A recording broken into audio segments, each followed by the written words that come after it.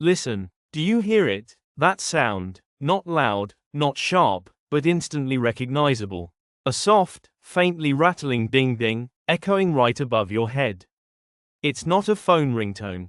Not a tune piped through a shopping mall. No, it's the bell hanging above an old, slightly scratched door. Now close your eyes. Do you feel it? That faint, almost bitter smell of fresh ink, mixed with something homely, something warm. Maybe the scent of bread delivered that very morning, or cookies baked just around the corner. And under your feet, listen. The faint creak of old wooden boards, as familiar as a whisper. One step inside, and you already know. You're here, you're home. If you grew up back then, this isn't just a story. It's memory. This wasn't a shop you went to for groceries. It was a portal to another era, another time, another world. That bell above the door, it wasn't just announcing your arrival. It was part of a whole symphony, woven from voices, street sounds, and the living heartbeat of the neighborhood. Remember how the door never shut tight, like the heavy sealed doors in today's giant, soulless boxes. It always stayed a little open, letting in fragments of morning chatter from the sidewalk, neighbors whispering about the school play, or about someone who, they said, had finally won the lottery. This wasn't just a shop. It was the pulse of your street. The living organ of your small world. If you grew up back then, this isn't just a story. It's memory. Memory of how, the moment you stepped inside, you were swept into the whirl of life. Maybe Mrs. Mackenzie was at the counter, choosing yarn for her knitting, telling the shopkeeper about her cold. Maybe Mr. O'Malley had just bought his morning paper and was already giving his opinion about last night's football match, never realizing that you, a child, stood right beside him, soaking in every word. You didn't need the internet to know the news.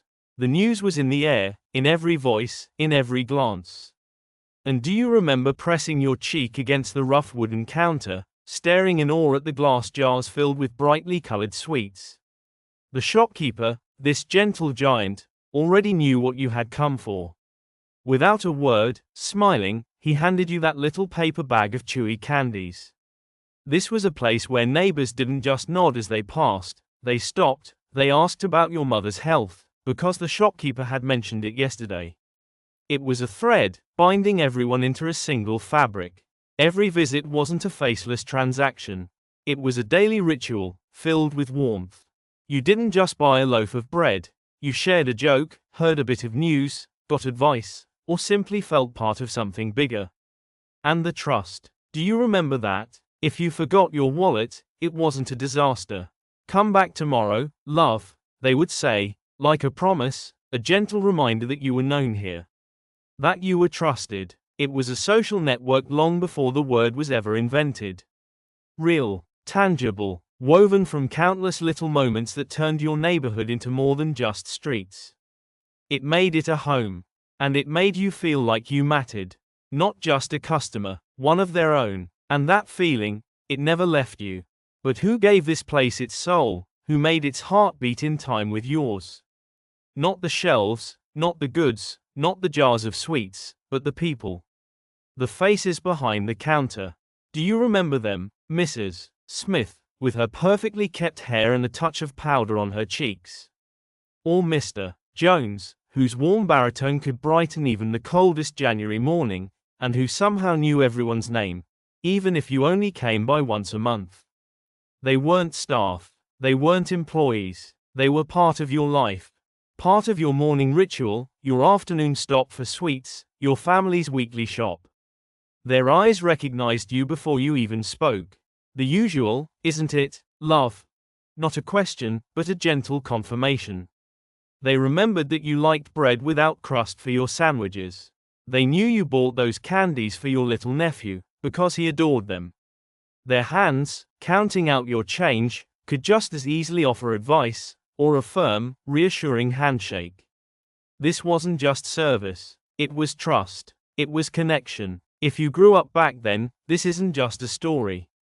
It's memory. Memory of the times when, if you forgot your wallet, you simply said, "Put it on my tab, Mr. Jones, I'll pay tomorrow." And he would nod, no questions asked, smiling with full understanding.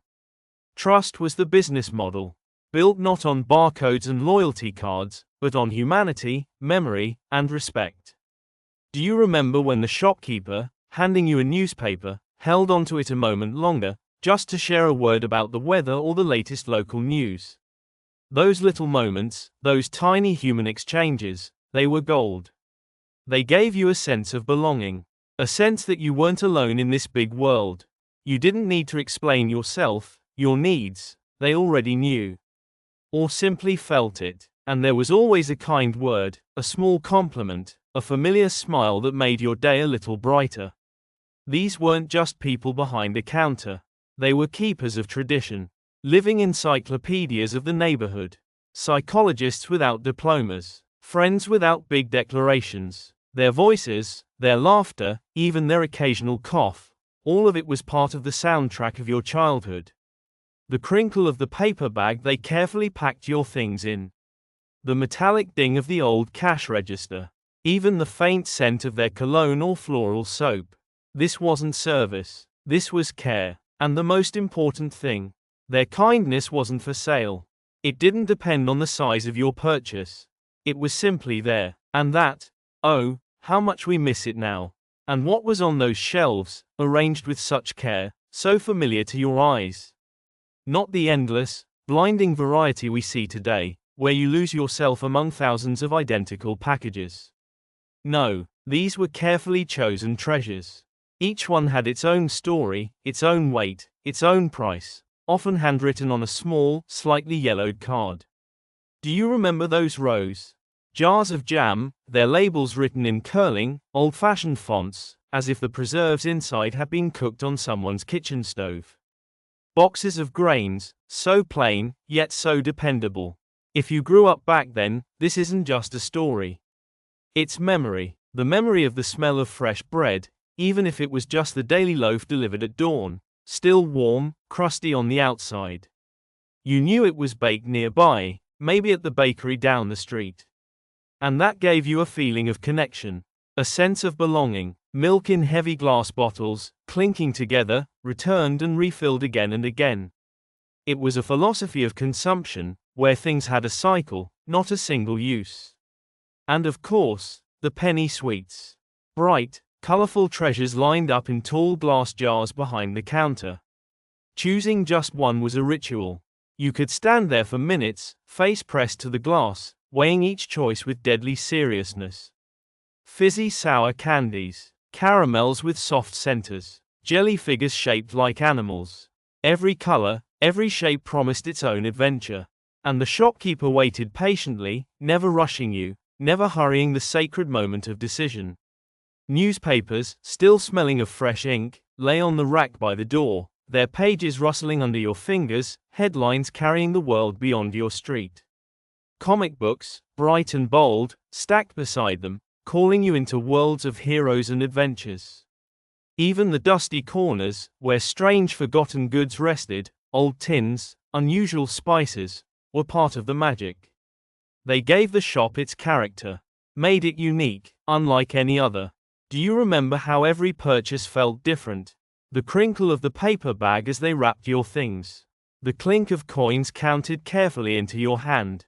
It was tangible, real, no soulless barcodes, no silent digital receipts. You saw what you bought. You felt it. You heard it, dropping into your bag. Every item wasn't just an object, it was a piece of the mosaic of your daily life. The bricks that built your tastes, your routines, your little joys. And that experience carried meaning. Because in that world, even the simplest purchase was part of a human story. And if you remember it, you know it never left you. But this little world, so cozy, so familiar, so seemingly unshakable, soon came under threat. At first, it was only whispers. Faint, like a breeze carrying strange scents from far away. Talk of a big store being built on the edge of town. New roads leading to it. Parking lots wide enough for hundreds of cars. It all felt distant, unreal. Something that might happen somewhere else, but surely not here. Not in your corner of the world.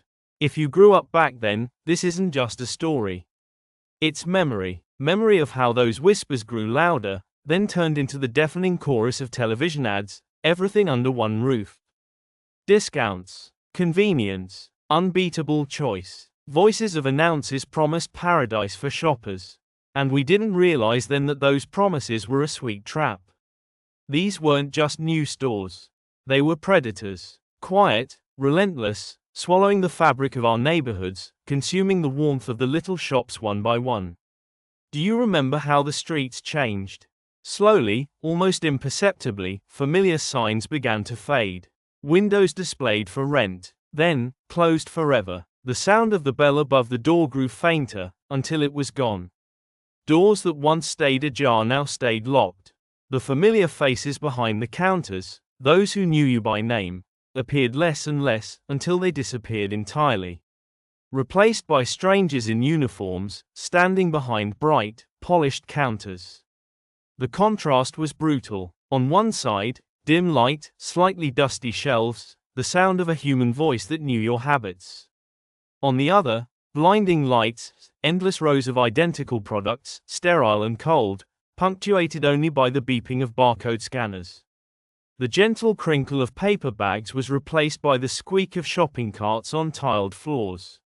Faces were unfamiliar, detached. Loyalty, once built on trust and conversation, was reduced to plastic loyalty cards and special offers. Humanity, the essence of every small shop, was replaced by speed, efficiency, and indifference. Your shopping routes changed, too. Once, you went to Mr. Jones for bread, then to Mrs. Smith for milk. Each stop was its own little social ritual. Now, you drove to a massive warehouse where everything was under one roof, but nothing felt alive. No familiar faces. No warm words. You were just a customer. A statistic. And it didn't happen overnight. No, it was gradual. Like a tide creeping higher, washing away the shore grain by grain. Until one day you turned around, and the little shops were gone. Their warmth, their humanity, their heartbeat, faded, like smoke in the wind. And we didn't even realize that what we were losing was more than just shops. We were losing a way of life. And then, silence. The bell that had called you home for so many years fell quiet. Forever. Do you remember how the streets emptied? How the windows, once glowing warmly, were boarded up? How the familiar, welcoming faces vanished, replaced by nothing but dark, blank glass? The little corner shops, the very heart of our neighborhoods, dissolved, as if they had never existed. They became only a blur of memory, ghosts of another time. If you grew up back then, this isn't just a story. It's memory, the memory of how we traded it all for convenience, for efficiency, for low prices. They promised us a shopper's paradise, where every need could be met with one swipe, one click, one stop. And yes, we got it.